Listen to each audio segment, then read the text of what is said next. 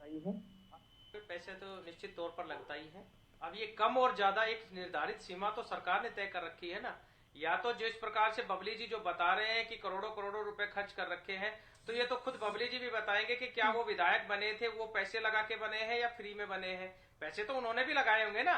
और बबली जी की ही बात का एक जवाब देता हूं कि जब वो विधायक थे तो उस समय वो किसानों का भी समर्थन कर रहे थे और उनको जनता की जो समस्याएं थी वो भी नजर आ रही थी। आज वो सत्ता में बैठे हैं और सत्ता के एक मंत्री पद पर बैठ गए तो वो सत्ता के नशे में चूर हो गए। उनको आज ना तो समस्या जो सरपंचों की है वो सामने उनको नजर नहीं आ रही। और मैं आपको एक चीज चैलेंज के साथ कहता हूं, एक बार इनको मंत्री पद से हटवा कर देख लीजिए, अगले दिन ये किसान इनके सरपंचों के बीच में जाकर बैठ जाएंगे और ये कहेंगे कि हाँ तुम्हारी समस्या जेन्युइन है।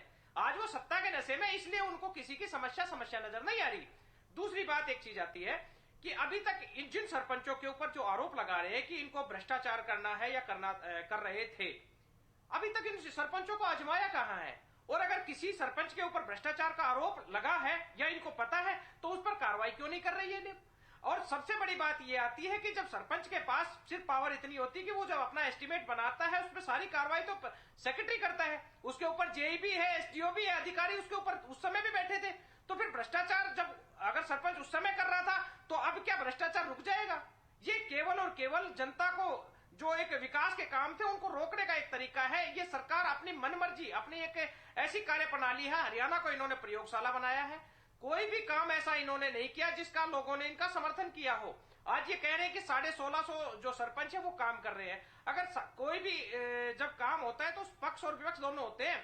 1650 लोग अगर उन्होंने काम किया है तो उन्होंने जनता के बीच में आकर, कम से कम मीडिया के बीच में आकर एक बार ये तो कहना चाहिए था कि सरकार की ये जो कार्य प्रणाली है या ये जो इन्होंने लेके आए टेंडरिंग, ये अच्छा प्रयोग है, हम इसको स्वीकार करते हैं। कहीं पर भी ऐसा नहीं नजर आया। निश्चित तौर पर सरकार के मुख्यमंत्री के पुतले फूके हैं, मंत्री जी के भी पुतले फूक रहे हैं या उनका विरोध प्रदर्शन हर जगह चल रहा है। ये इसी वजह से तो चल रहा है ना। सरपंचों को अपने घर में पैसे नहीं लगाने, गांव के विकास के लिए सरपंच बने वो।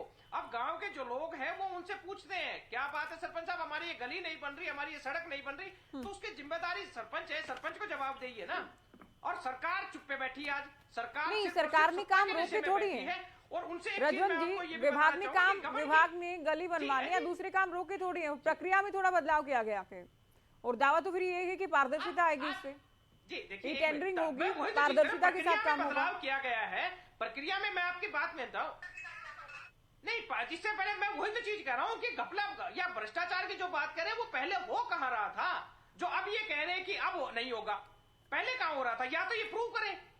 इससे पहले इनके भी तो सरपंच थे या इससे पहले भी तो ये विधायक थे, या तो उनका भ्रष्टाचार प्रूव करें। और अगर भ्रष्टाचार प्रूव नहीं करे तो ये जनता से माफी मांगे। हरियाणा के जो सरपंच है, चुने हुए प्रतिनिधि है, और जो पिछले थे उनके ऊपर आरोप लगाए उनसे माफी मांगे। बात तो यहां तक होनी चाहिए ना। लेकिन ये केवल और केवल आरोप प्रत्यारोप के